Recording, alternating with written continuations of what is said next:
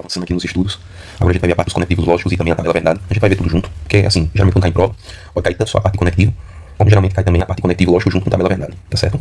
Então vamos lá, os conectivos que a gente tem. Primeiro a gente tem que saber o que é conectivo, né? A gente tem que saber que eles conectam as proposições simples para formar proposições compostas, né? Na aula passada a gente estudou sobre a definição de proposições simples e definição de proposições compostas, né? Então os conectivos eles servem justamente para isso, para fazer essa união entre proposições simples. Pronto, basicamente é isso. Não precisa saber de conceito, pessoal. Esses conceitos eu dou só para você entender, tá certo? E que precisa saber o que vem aqui agora. Essa tabelinha aqui, muito importante. Os conectivos são, a gente tem a conjunção, que é, né, representada pelo e, pelo mas. Tem outros, né? Mas esses são os mais comuns.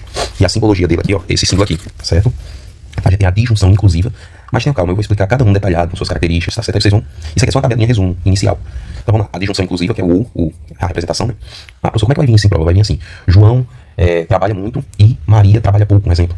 Aí a gente vê que esse e está conectando as duas, né, as duas proposições simples. E aí eu vou ter uma conjunção, né? Porque eu estou dizendo que João trabalha muito e Maria trabalha pouco, tá certo? A mesma coisa com o, né? Poderia ser usando as mesmas proposições, ó. João trabalha muito ou Maria trabalha pouco. E a simbologia do ou é essa aqui, ó. Tá certo?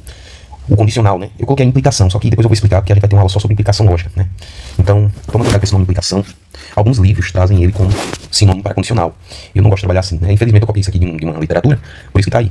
Mas eu já vou dizendo aí para vocês. Sim, o condicional, ele dá a ideia do se então, né? Ele usa o se então, por exemplo. Se João trabalha muito, então Maria trabalha pouco. Dá essa ideia assim, né? Mas como se fosse uma condição mesmo, né? Se uma coisa, então outra.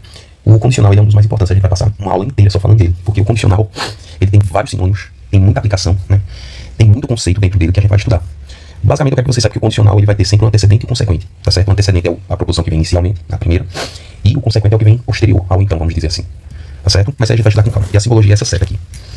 O bicondicional é o se e somente se. A mesma situação do se então, por exemplo. João trabalha muito, se somente se, Maria trabalha pouco, tá certo? A diferença é que no bicondicional a gente vai ter essa questão de antecedente e consequente, tá certo?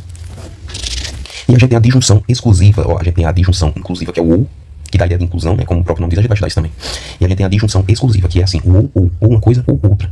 Por exemplo, ou João trabalha muito, ou Maria trabalha pouco. Uma coisa ou outra, não pode ser as duas simultaneamente. Dá essa ideia mesmo, entendeu? E a simbologia é a mesma da inclusiva com tracinho embaixo. Se bem que tem outra, mas ela não é tão usual, mas eu vou mostrar a vocês mais à frente, tá certo? Aí muita gente fala da negação, aí tem gente que diz, professor, eu já vi alguns livros que trazem a negação como também o conectivo. Aí tem uma divergência entre autores, né? Alguns autores consideram a negação como um conectivo lógico, assim como os outros acima, e tem alguns professores e autores que consideram ele como sendo um operador lógico. Como assim? Vamos lá. A negação é considerada um conectivo lógico unário. Por que unário, professor? Porque não une proposições, tá certo? Ele só faz o quê? Alterar o valor lógico da proposição. Por exemplo, o que significa essa negação? João trabalha muito. Qual é a negação de João trabalha muito? Aí tem gente que diz, João trabalha pouco. Não, cuidado com esses antônimos. A gente vai estudar sobre isso também. A negação é só incluir o não. Por exemplo, João trabalha muito, negando. João não trabalha muito, tá certo? Então toma cuidado com a gente vai ter uma aula também só sobre negação. Então vocês observam que na negação a gente não tem duas proposições, a gente só tem uma, né? A gente só faz acrescentar o não, tá certo? Ah, professor, mas eu já vi que tem negação de proposições compostas. Correto, a gente vai ter uma aula só sobre isso também. Tem as leis de Morgan, tem outras situações, tá certo? Mas mesmo assim, alguns autores, como essa professora aí, ela considera como sendo um conectivo lógico unário, tá certo? E os outros seriam os conectivos binários, tranquilo? Mas se você vê em outros livros a negação como sendo conectivo, também tá certo, né? As provas não vão entrar nessa polêmica, as provas elas vão dar uma questão e querem que você identifique o conectivo lógico, querem que vocês neguem, entendeu? Não vai entrar nessas polêmicas, tá certo?